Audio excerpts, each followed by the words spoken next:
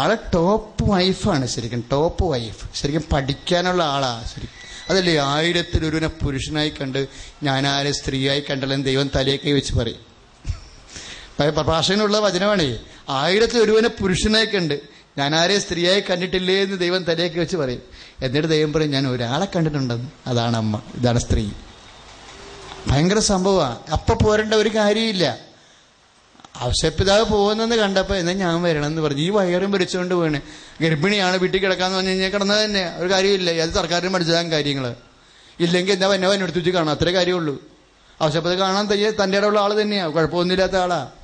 അപ്പൊ അവ ഭർത്താവിനുള്ള അടുപ്പവും മാനസിക അടുപ്പവും സ്നേഹം കൊണ്ട് ഇറങ്ങി തിരിച്ചാ പെരുവഴിയിലായി പോയി. ഒരു കട്ടില് പ്രസവിക്കാൻ, എൻ്റെ പെണ്ണിനെ പ്രസവിക്കാൻ ഒരു കട്ടിൽ കൊടുക്കാൻ ഒത്തില്ല എന്നുള്ള സങ്കടത്തിലാണ് അന്ന് രാത്രി ഔസേപ്പിതാവ് നിൽക്കണത്. ശരിക്കും അങ്ങയുടെ സങ്കടം കൊണ്ട് തന്നെ അങ്ങേര് വിശുദ്ധനായി പോയി ശരിക്കും. കാര്യം ഒരു കടപുരിൽ ചൂടുവെള്ളം ഈ നമ്മളിപ്പോൾ നമ്മുടെ തൊഴുത്തെന്ന് പറഞ്ഞാൽ നമ്മുടെ തൊഴുത്തല്ലേ. ഇന്ന് അത് റെസിഡൻഷ്യൽ ഏരിയയിൽ ഇസ്രയേൽസ് ആരും ഈ കാളയും പശുവിനും ഒന്നും കയറ്റത്തില്ല. അവിടെ തൊഴുത്തെന്ന് പറയുന്നത് വീടിനേക്കാൾ 2 കിലോമീറ്റർ അകലെയായിരിക്കും. ആൾക്കാരെല്ലാം താമസിക്കുന്ന സ്ഥലത്തുനിന്ന് ഇവർക്കെല്ലാം ഉണ്ടാകുന്ന കുറേ ആടും പശുവൊക്കെ ഉണ്ട്. അതിനെല്ലാം 1 കിലോമീറ്റർ അകലെ വേറെ ഫെൻസ് കെട്ടി അതിന് ഇടയന്മാരെയും വെച്ച് അവർ പൊറിപ്പിക്കുക. ഇങ്ങോട്ട് കയറ്റത്തില്ല ഈ സാധനത്തിനൊന്നും. ഇപ്പൊ നമ്മളാണെങ്കിലും നമ്മുടെ വീടിന്റെ തെക്ക് കിഴക്ക് വശത്ത്, കിഴക്കോട്ട് ദർശനങ്ങളുടെ വീടിന്റെ കിഴക്ക് വശത്തൊക്കെ തൊഴുത്ത് വെക്കും ഇല്ലേ, ഇങ്ങനെ ലെഫ്റ്റ് സൈഡില് ഫ്രണ്ടിലോട്ട് വെക്കും തൊഴുത്ത്. അപ്പോഴെന്ന് വെച്ചാൽ ഇതിന്റെ അടുത്ത് തന്നെയാണ്, വീടിന്റെ അടുത്ത് തന്നെയാണ്.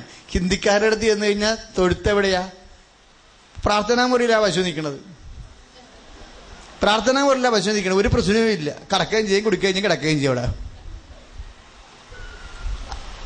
പക്ഷെ ഇസ്രയേലിൽ അങ്ങനെയല്ല. 2 കിലോമീറ്റർ അകലെയാ തൊഴുത്ത്. എന്ന് വെച്ച് കഴിഞ്ഞാൽ കിടന്ന് ഈ കക്കരം പീക്കരം നിലവിളിച്ചാൽ പോലും ഒരു മനുഷ്യൻ അറിയത്തില്ല. അവസ്ഥ പെട്ടിരിക്കണാണ് ശരിക്കും. അല്ലയോ രാജ്ഞി, ശ്രദ്ധിച്ചാലും സൂക്ഷിച്ചു കേട്ടാലും പിതൃഭവനത്തെയും ബന്ധുജങ്ങളെയും വിസ്മരിക്കുക എന്നല്ലേ പറയണത് ഇല്ലേ? സങ്കീർത്തനം 45 പറയണ എന്താ? 45, 46, 10, 45ന്റെ 10 അല്ലേ സങ്കീർത്തനം. അല്ലയോ രാജ്ഞി, സൂക്ഷിച്ചാലും ശ്രദ്ധിച്ചു കേട്ടാലും. എന്താ ഇത്രയും ആഘോഷമായിട്ട് പറയണത്? പിതൃഭവനത്തെയും ബന്ധുജനങ്ങളെയും വിസ്മരിക്കാൻ. ദൈവം ചില സമയത്ത് നമ്മളോട് ഇങ്ങനെ ആവശ്യപ്പെടും. അപ്പനെ മറന്നേക്കേട്ടാ എന്ന് പറയും, അമ്മയെ മറന്നേക്കേട്ടാ, സഹോദരിയെ മറന്നേക്കേട്ടാ. ഞാൻ മറക്കത്തില്ല പറയും. എവിടാ അവരിങ്ങോട്ട് അവിടെ കയ്യിരിക്കണ കാണുമ്പോൾ മനസ്സിലായി മറക്കേണ്ടി വരും. നമ്മള് അവിടെ കയ്യിരിക്കണ കാണുമ്പോൾ മറക്കേണ്ടി വരും. കാര്യം നമ്മളിപ്പോൾ അത്യാവശ്യത്തിനൊരു ചെന്ന ഒരു കാര്യം, എൻ്റെ മകന് അഡ്മിഷൻ കൊണ്ട് ഇന്ന കോളേജിൽ അഡ്മിഷൻ കിട്ടിയെന്ന് പറയുമ്പോൾ, അനിയത്തിയുടെ ചേർത്തി എന്ന് പറയുമ്പോൾ, എന്താ നിങ്ങി അണ്ണാൻ എന്തിനാ ആനോട് വാ വിളിക്കണത് എന്ന് ചോദിക്കും. എന്താ കാര്യം? അവിടേക്ക് നിന്ന് സഹായം ചോദിക്കാൻ ചെല്ലുകയാണെന്ന് വിചാരിച്ച് തന്നെ അവര് പറയും, വല്ല കാര്യം ഉണ്ടാ, താങ്ങാൻ പറ്റുമോ? 4 കൊല്ലം പോകണ്ടേ, എൻ്റെ അവിടെ നിന്ന് അവസാനിക്കും, എല്ലാം നോക്കിയിട്ടാണോ എടുത്ത് ചാടണത്? ഒരർച്ചം കൊണ്ട് അറ്റിച്ചടിയാ, പലർച്ചം കൊണ്ട് കയറുക എന്നൊക്കെ പറഞ്ഞ് ഭയങ്കര ഡയലോഗ് അടിക്കുവര്. സംഭവം എന്താണ്?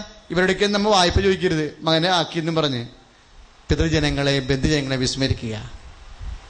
എന്താ കാര്യം? കർത്താവ് നിന്റെ സൗന്ദര്യം. ഞാനും പറഞ്ഞ അങ്ങനെ പറയണമെന്നാ പറയണേ. നിന്റെ ബന്ധുക്കളെ, സ്വന്തപ്പെട്ടവരെ എപ്പോഴെങ്കിലും നിങ്ങൾ അറിയണം. നിങ്ങൾ വലിയ ആനയാണ് കൂനാണ് ദൈവമാണെങ്കിൽ അവരുണ്ട് ഇവരുണ്ടെന്നൊക്കെ പറഞ്ഞേ, നിങ്ങൾ അവരുണ്ട് ഇവരുണ്ടെന്നൊക്കെ എന്ന് പറഞ്ഞാൽ നിങ്ങൾ അവിടെ കണ്ണുനീര് മേടിക്കും. നിങ്ങൾ എന്താ കാര്യം? തരാ കർത്താവ് ആരുമില്ല. സത്യം അതാണ്, സത്യം ആരുമില്ല. നിനക്കും നിന്റെ ദൈവം മാത്രമേ ഉള്ളൂ. ആരെയും കണ്ടുകൊണ്ടല്ല നിങ്ങളെ സൃഷ്ടിച്ചിരിക്കണം. അതെങ്ങനെ ആദ്യം മനസ്സിലാക്കണം.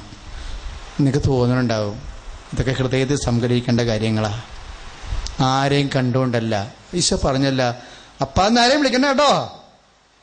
പിന്നെ എന്താ എൻ്റെ അപ്പാന്ന് വിളിക്കണ? അല്ല, അതല്ലേ അപ്പൻ ഞാനാ, അപ്പൻ ഞാനാണെന്നേ.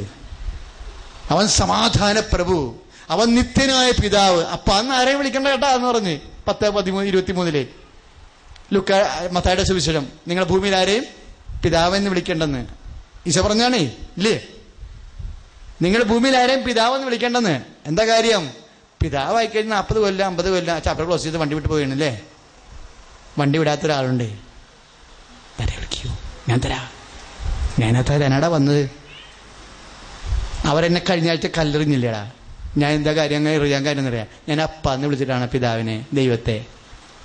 അത് ഞാൻ കുരിശക്കരിയാലെ ഞാൻ അപ്പ എന്ന് എന്നെ വിളിപ്പിക്കും. കരാപ്പനാ, നിനക്ക് ഞാൻ അപ്പനെ തരാം, നിനക്ക് ഞാൻ അപ്പനെ തരാം. ഇതാ അവൻ നിത്യനായ പിതാവ്, സമാധാന പ്രഭു എന്ന്, everlasting father, prince of piece.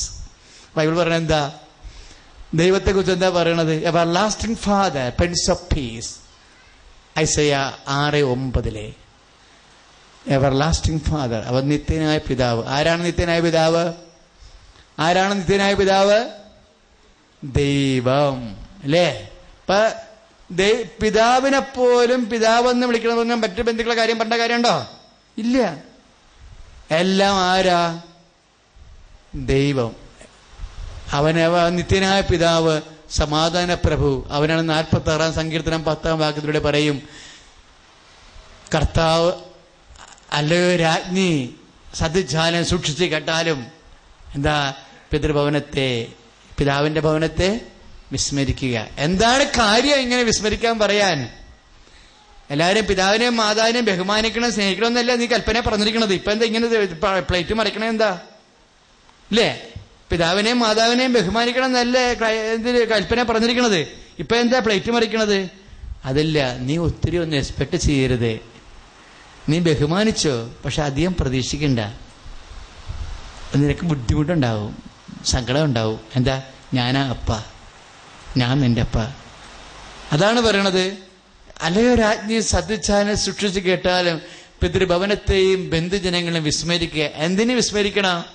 രാജാവ് നിന്റെ സൗന്ദര്യത്തിൽ ആകർഷണമായിരിക്കണമെന്ന്. ആരാ? ദൈവം നിന്നെ ആകർഷിച്ചിരിക്കുന്നുവെന്നാ. അതുകൊണ്ടാണ് വിസ്മരിക്കേണ്ടത്. പിതൃഭവനത്തെ ബന്ധുജനങ്ങളെ വിസ്മരിച്ചിട്ട് നിന്നെ ആകർഷിച്ച നിന്റെ പിതാവ്, നിത്യനായ പിതാവ്, സമാധാന പ്രഭു, അവനിലേക്ക് നിന്നെ വിളിക്കും. ഇപ്പൊ ആ വിളിയാണ് വിളിച്ചിരിക്കുന്നത്. ചാണാക്കുഴി കിടക്കണമെന്ന് വിചാരിക്കണ്ട. ഈ സൈസൊന്നും അടുത്തിട്ടില്ല, ഒരു പ്രശ്നവും ഇല്ലല്ല. വല്ലതും പറഞ്ഞ ആവശ്യപ്പേ നമ്മൾക്ക് എന്താ പറ്റി? ഇത് നമ്മൾ രണ്ടുപേരും, നിങ്ങൾ നീതിമാൻ, ഞാൻ അമനുത്ഭവ, വല്ല കുഴപ്പമുണ്ടാകും അമ്മര്?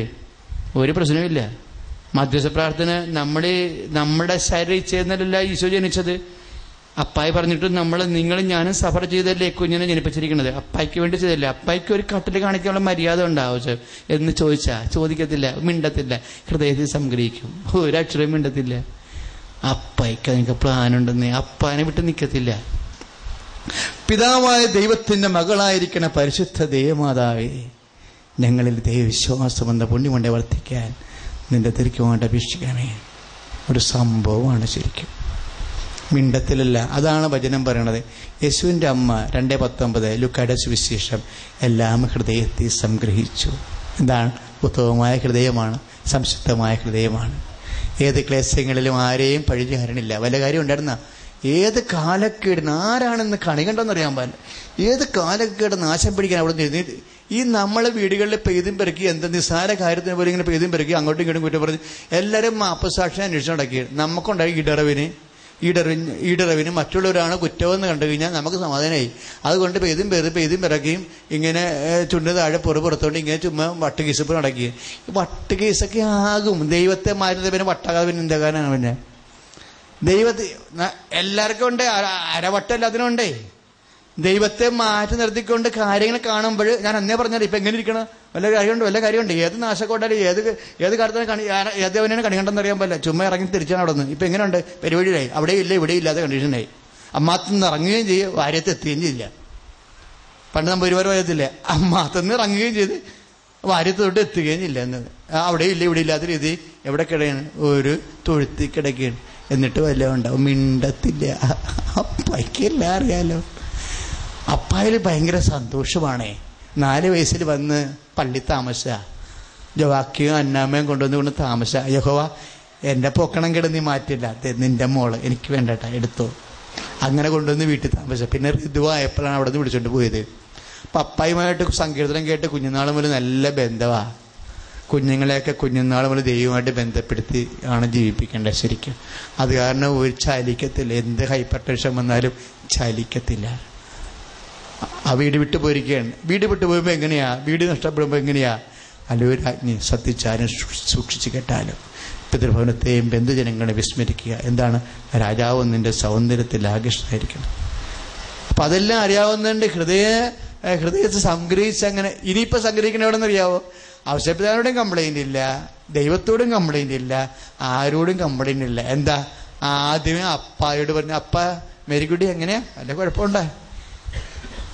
ഇല്ല. അപ്പൊ ഇങ്ങനെ ഇല്ല, എനിക്കറിയാം മേരി നിനക്ക് വിഷമമുണ്ട് അല്ലേ? ഇല്ല ഇല്ല ഇല്ലാഞ്ഞിട്ടാണെന്ന് പറയും. ഒരു വിഷമവും ഇല്ല. എന്താ കാര്യം? ആദ്യം മുതലേ വിഷമമില്ല. അപ്പായോട് പറഞ്ഞ അപ്പ പറഞ്ഞ, മേരി സത്യം പറ മേരി, വിഷമമില്ലേ? ആരുമില്ലല്ലോ നിന്നിവിടെ, അന്നാമ്മ വേണ്ട, ആദ്യ പ്രസവമല്ലേ, ആരുമില്ലല്ല, ഭക്ഷണം മേടിച്ചു തരാൻ പോലും ആരുമില്ലല്ല, എനിക്ക് വിഷമമില്ലേ മേരി? എന്താ അപ്പ ഇങ്ങനെ പറയണത്? ഞാൻ അപ്പായ്ക്ക് ഒപ്പിട്ട് തന്നില്ലേ, behold hand made of the Lord, ഇതാ കർത്താവിൻ്റെ ദാസിയെന്ന്. പിന്നെ എങ്ങനെയാ? എൻ്റെ മോള്